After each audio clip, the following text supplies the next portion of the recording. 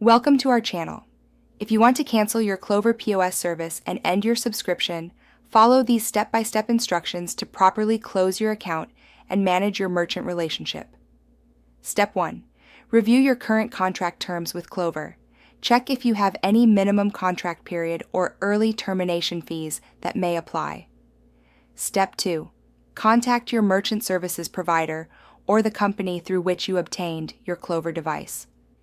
Clover typically requires you to cancel through your provider rather than directly. Step 3. Call the customer service number provided by your merchant services provider. Have your merchant ID and account information ready for verification. Step 4.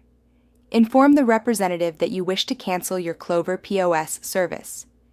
They may ask for a reason for cancellation. Step 5. Ask about any final billing, outstanding charges, or equipment return requirements. Confirm what happens to your Clover hardware after cancellation.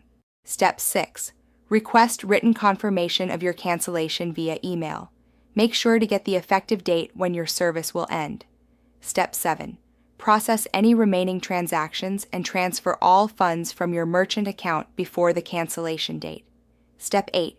Export important business data, including transaction history, customer information, and inventory records, before losing access to your account. Step 9. Return any leased equipment according to your provider's instructions. If you purchase the device outright, confirm whether you can keep it. Step 10. Monitor your final billing statement to ensure you're not charged beyond your cancellation date and that all fees are accounted for correctly. Don't forget to like this video and subscribe to our channel.